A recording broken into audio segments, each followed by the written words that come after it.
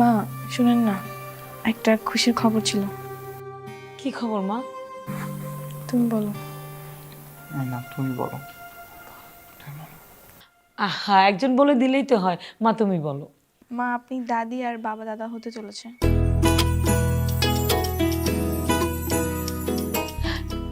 সত্যি? হ্যাঁ মা। কিন্তু তোমরা নিজেরাই তো ছোট, বাচ্চা কাচ্চা,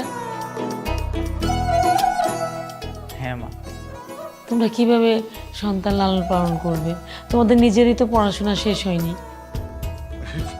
কি বলছো তুমি? হ্যাঁ, আমরা আছি না, আমাদের কাজটা কি? হ্যাঁ বলো, আমাদের কাজটা কি? হ্যাঁ, আমাদের নাতি আসার পরে আমরা দুইজন মিলে সারাদিন নাতিকে দেখবো, তাকে খাওয়ানো গোসল করা, কত কাজ। হ্যাঁ, সব কিছু নিয়ে আমরা সারাদিন ব্যস্ত থাকবো।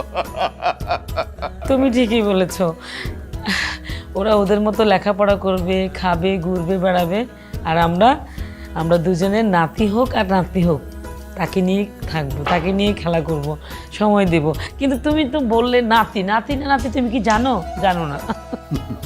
একদম ঠিক বলেছো। আচ্ছা অনেক হলো, যা তোরা ভিতরে যা, ভিতরে গিয়ে ফ্রেশ হ।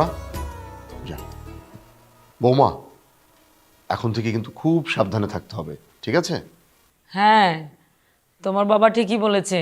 ওই বিয়ের পর দিনের মতো পাকঘরে গিয়ে রান্না বান্না শুরু করো না।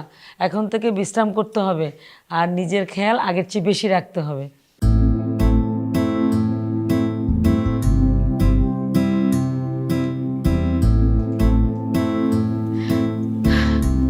আজকে যে কি খুশি লাগতেছে, মানে ছেলে বউ আসছে, আবার সাথে করে কিনে আসছে, খেলনা নিয়ে আসছে।